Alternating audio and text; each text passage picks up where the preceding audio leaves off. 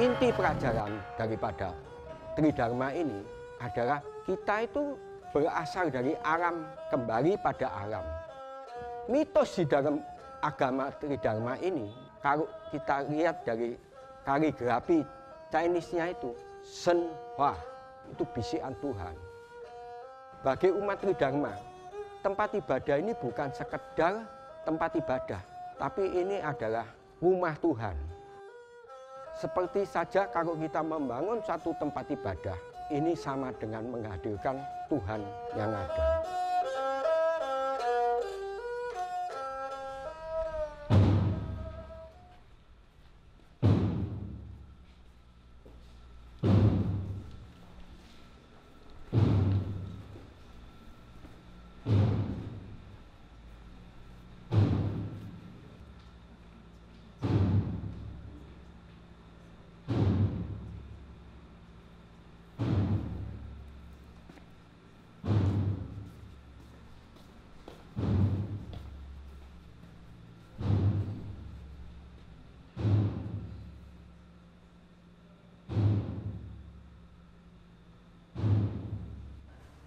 Tempat ibadah Tridharma ini merupakan tempat bagi umat Tridharma. Jadi isinya itu adalah agama Tridharma atau Sanjiao itu.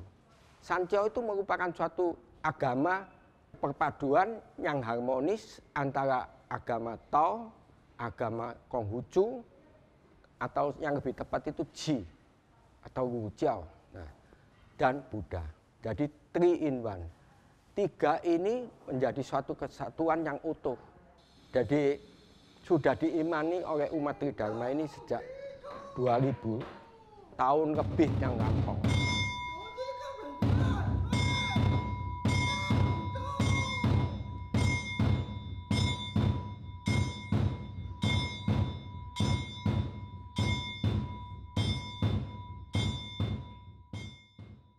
Sebetulnya agama ini didirikan atas satu hakikat, yaitu agama Timur kuno purba.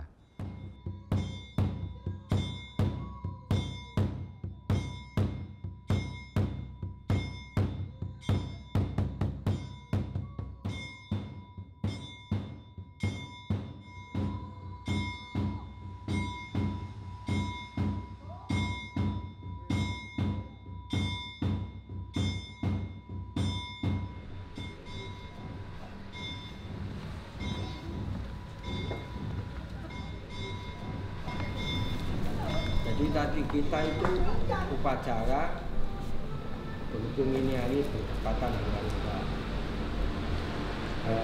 ulang tahunnya Dewa Yaktian Sangti atau secara umum disebut Wangkok.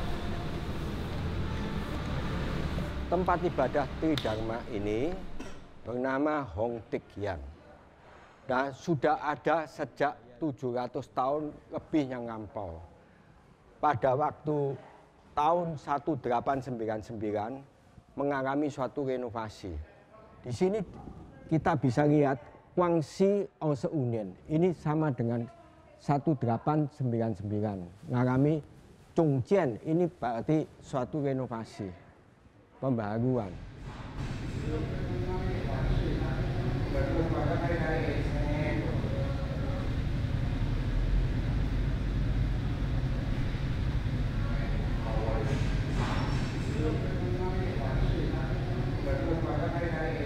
Foto ini adalah foto bentuk bangunan pada tahun 1899.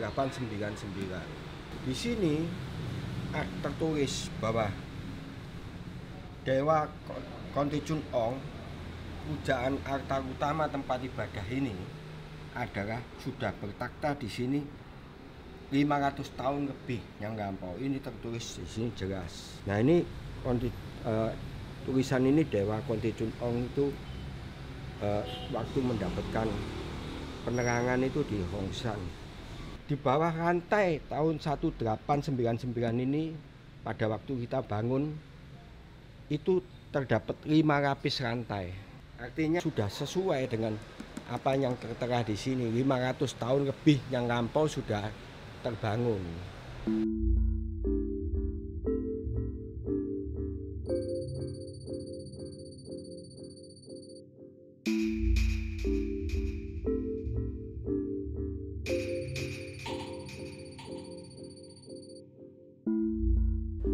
Di tempat ibadah ini dikenal dengan satu ciri khas, bahwa tempat ibadah ini setiap hari ada penampilan wayang potehi.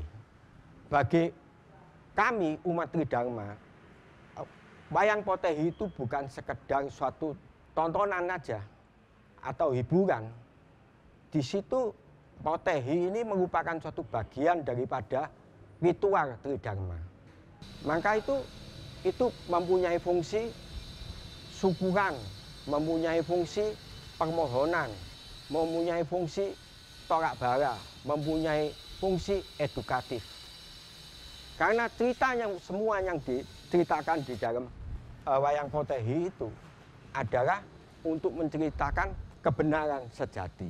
Walaupun itu lewat cerita sejarah maupun itu lewat cerita mitos.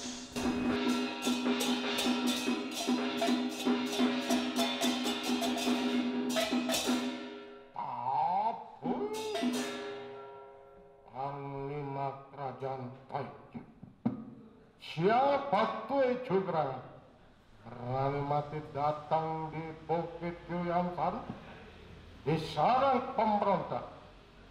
Perkenalkan kau punya nama sebelum Punut yang kau kian gunakan senjata yang tidak mengenal kemanusiaan ini akan mengantarkan jiwamu ke pintu neraka. Oh.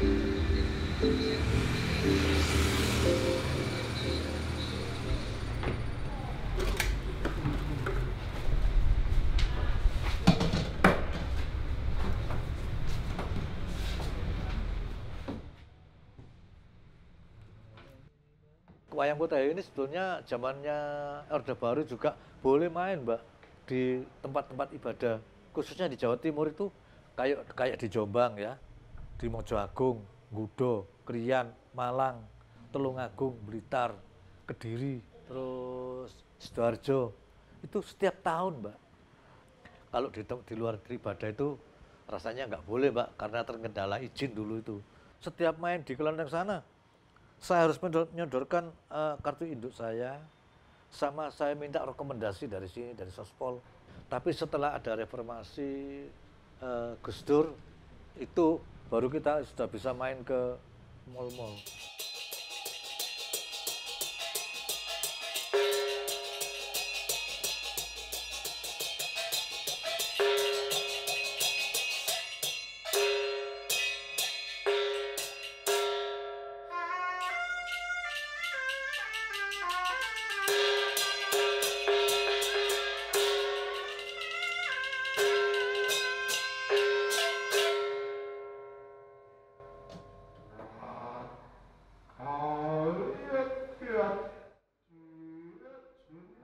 Potehi ini dipertahankan sejak dari dulu. Senior-senior kita itu mempunyai pikiran yang jauh ke depan. Karena ini juga ada fungsi hiburan, maka kalau dulu bahasanya itu bahasa Hokkien. Kemudian dipikirkan kalau bahasa Hokkien itu hanya kalangan tertentu saja. Agama itu bersifat universal. Potehi ini hari kita menggunakan saja istilah campur sari. Tentu ada istilah yang baku itu tetap menggunakan istilah tertentu. Secara Tridharma itu tidak bisa dialih bahasakan 100%. Nah, tapi menceritakan tentang kebenaran ini bisa digunakan bahasa Indonesia. Senjata kau giliat ni mo tau kantorista.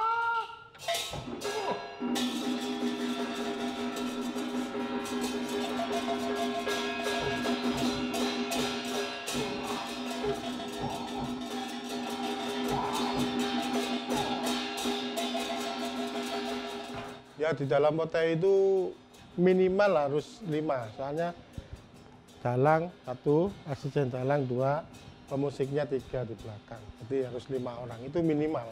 Kita bisa lebih itu lebih baik. Cerita itu mengadopsi dari kerajaan. Dan satu cerita itu relatif tergantung. Satu cerita dengan cerita yang lain itu tidak sama. Ada yang bisa sampai 2 bulan, bahkan sampai 3 bulan.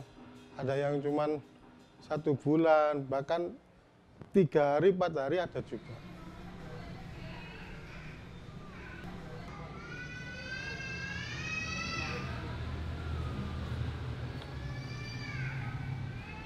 Bisik jengkang si lokjun ngo imjin hu imjin. Kalau saya dulu kebanyakan cerita itu belajar itu sedikit. Soalnya saya mulai dari pemusik, mulai dari asisten dalang. Jadi kalau cerita itu sudah gimana, apal dengan sendirinya.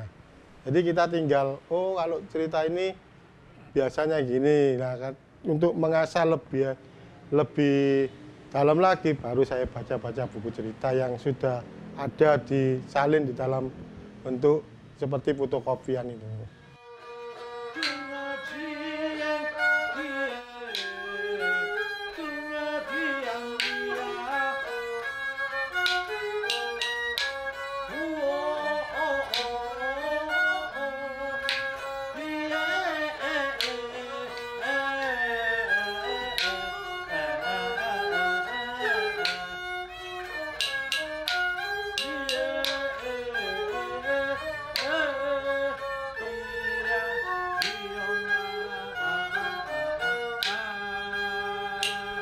Kalau di tempat ibadah lain 1 tahun hanya main 3 hari atau 1 minggu atau 2 bulan, 1 bulan, 2 bulan, 3 bulan, ya otomatis biayanya itu ya mahal.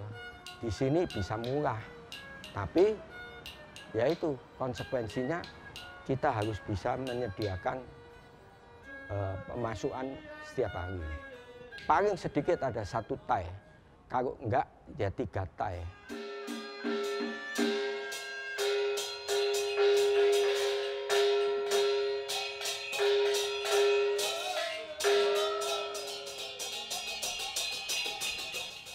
Jadi nggak sama, Mbak. Setiap bulan ini ada perayaan yang di Tuan Agungkan itu, oh ulang tahunnya gini, pas itu main.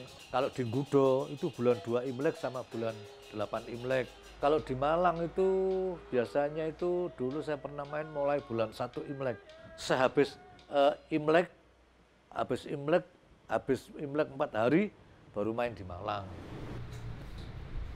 Ini catatan. Dekorasi di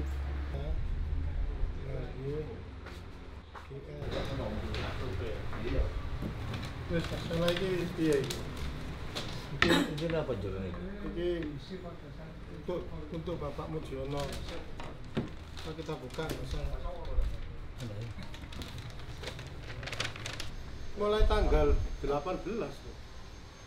18, 19, ya 20. Tapi yang paling utama 19.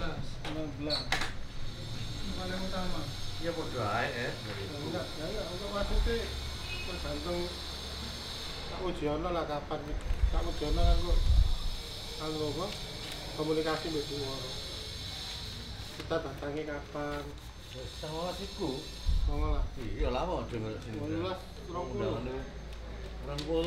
Orang polo itu acara ya apa? Orang polo acaranya iku apa? Rombongan yang Gudo itu utama. 20. Jam 8 panitia Jakarta berangkat ke Gudo ndelok ngene museume. Wes. Ana gambare Boret enggak?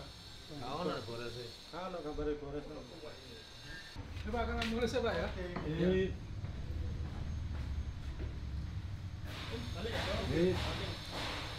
Bos ya? Bos.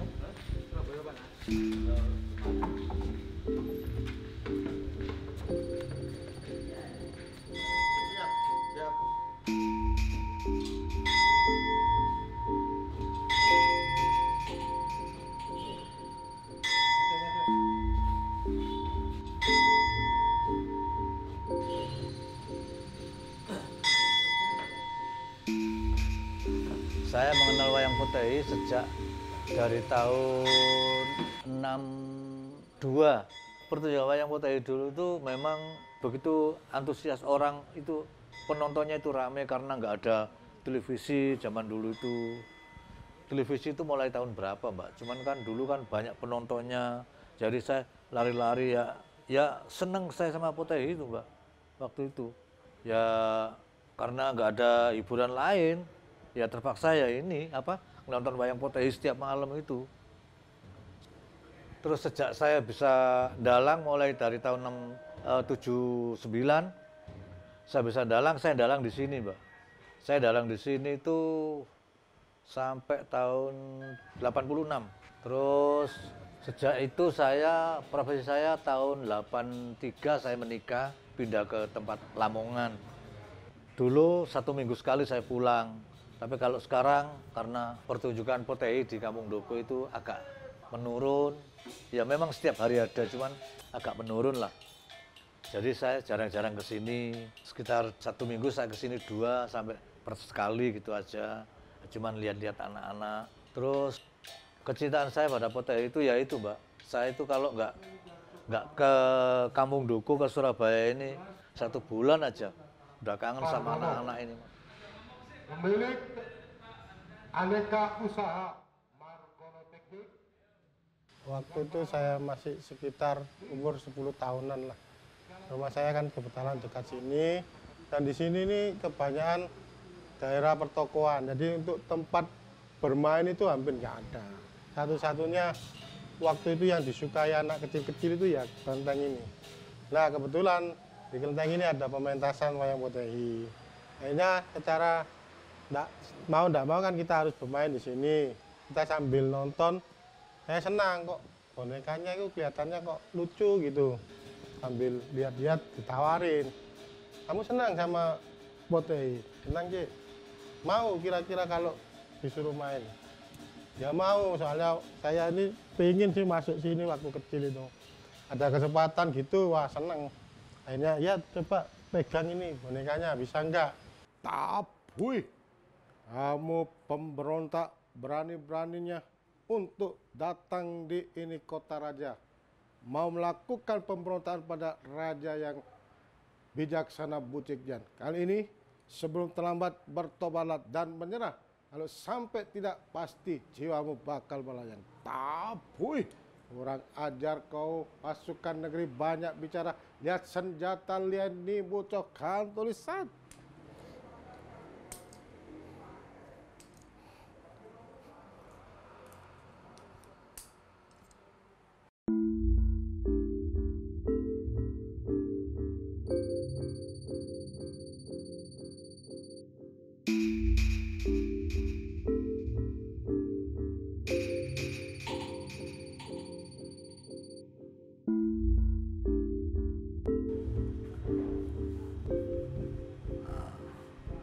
Ini Pak Tio, terus ini generasi penerusnya. Terus ini sebetulnya generasi penerusnya itu banyak juga sekarang. Cuman ya nggak kelihatan, masalahnya menyebar di mana-mana. Ini kan ada salah satunya dari Jawa Barat, di Sukabumi. Terus ini semuanya foto-foto ini juga kenang-kenangan, utamanya ini di konsulat Prancis. Ini Guignol, wayang golek ala Prancis namanya Guignol. Kita juga dulu pernah bareng-bareng main di mana ini konsulat di konsulat Prancis di Jalan Darmo Kali ini. Ini sudah lama. Nah, ini juga ini rombongan ini waktu arak-arakan di Tuban.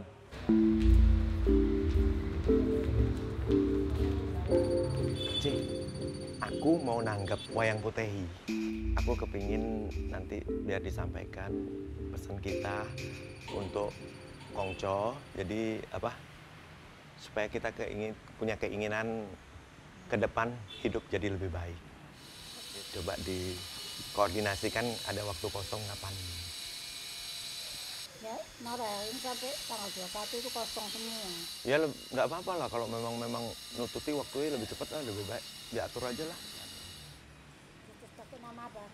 Sen Liang. Nama yang baru. Ah.